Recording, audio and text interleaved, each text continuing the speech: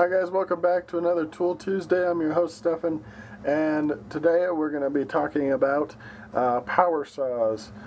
This here is a skill saw, or also known as a circular saw. Nowadays they make them where they're cordless and they have a battery pack, but this is a corded model. 2.3 horsepower, 7¼ inch blade. You can pick these up anywhere. I've seen them at garage sales for cheap, any Habitat store, anything like that. Yet again, this is probably another thing that some of your family members, friends, whatever, may have a double of if they've been doing a lot of construction work or woodworking or anything like that, and they may be willing to give away something. The older ones, they work just as well as the new ones.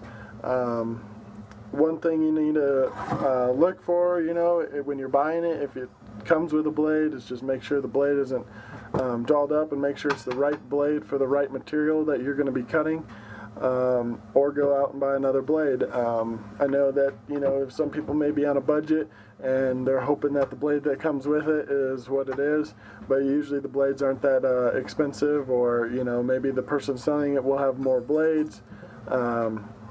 That's just one thing to look out for. Definitely test it out and see if it runs correctly.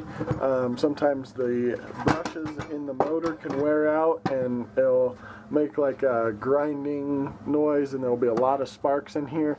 That's one thing to kind of look out for, because you don't want to buy a tool and then have to replace the brushes if that's not something you don't know how to do.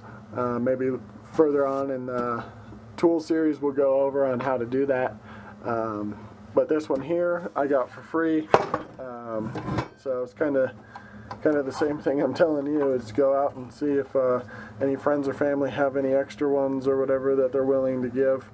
But this is another basic kind of tool that somebody just starting woodworking can use, and speeds things up a little bit better than using a handsaw, but not quite as good as a table saw. You can do a lot with these. They usually make guides and whatnot, so you can rip long material.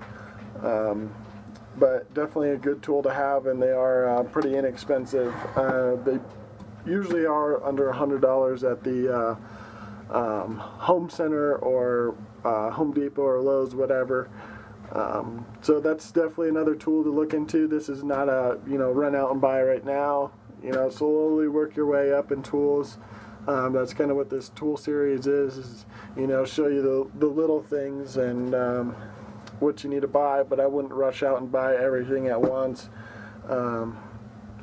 just because you don't know what you're kind of into and what you're going, which way you're going in woodworking.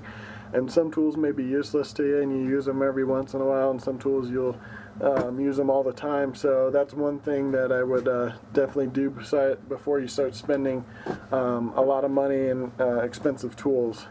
So free is always the better way to go, because you don't spend any money in it. If you don't use it that much, then great. So that's another Tool Tuesday, guys. Thank you for watching. Make sure you comment down below if you have any questions about anything or would like to see anything else.